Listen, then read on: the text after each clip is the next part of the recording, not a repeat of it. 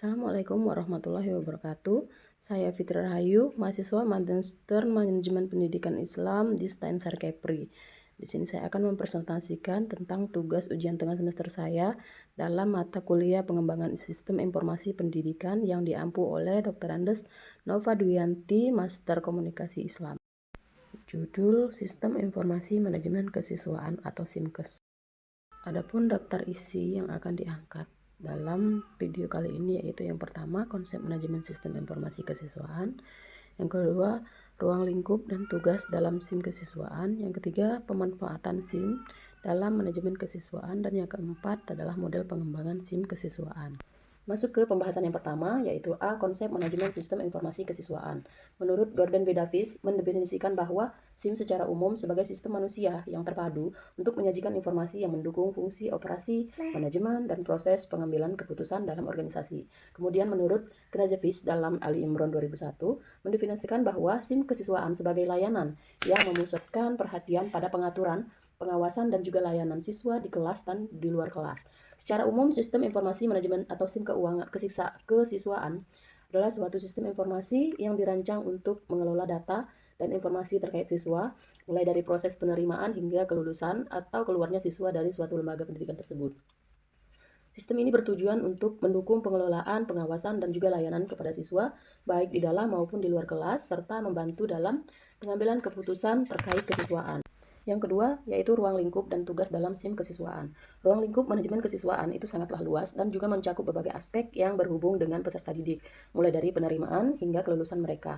Secara umum, ruang lingkup ini meliputi perencanaan, penerimaan, pengelompokan, pembinaan, kemudian kegiatan ekstrakurikuler atau layanan khusus, dan evaluasi siswa, serta pembina kedisiplinan, kemudian memutasi drop out siswa, kemudian organisasi siswa seperti OSIS, dan juga ekstrakurikuler, kemudian pengelolaan data alumni. Selanjutnya yaitu tugas dari manajemen kesiswaan. Yang pertama yaitu untuk mengelola administrasi kesiswaan. Yang kedua untuk melaksanakan kegiatan kesiswaan.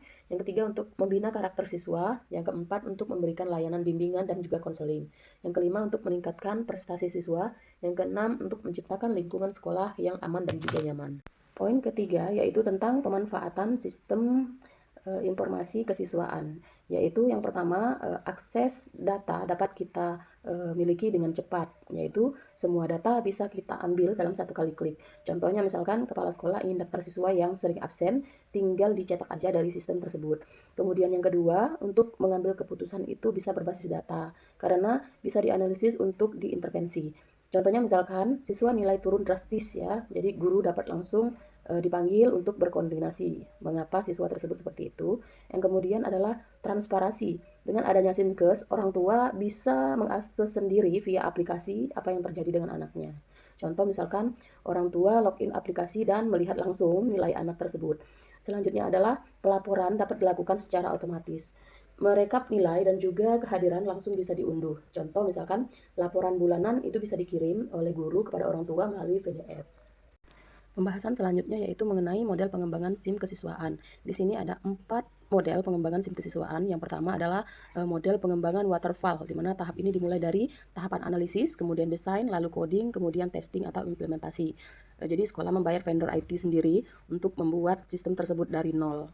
Yang kedua yaitu model pengembangan SIM prototipe, yaitu sistemnya diuji sebagian dulu, kemudian lalu diperbaiki secara bertahap seiring dengan berjalannya aplikasi tersebut.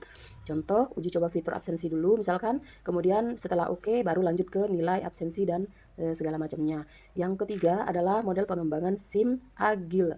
Sistem pengembangan itu terus digunakan sambil diperbaiki, misalkan penambahan fitur, chat ke wali kelas, kemudian setelah beberapa bulan berjalan. Yang selanjutnya, yang keempat adalah SaaS, Cloud Based, yaitu aplikasinya menggunakan sistem berbasis web ya, memakai Google Workplace atau aplikasi e-sekolah yang bisa digunakan oleh guru dari HP atau laptop.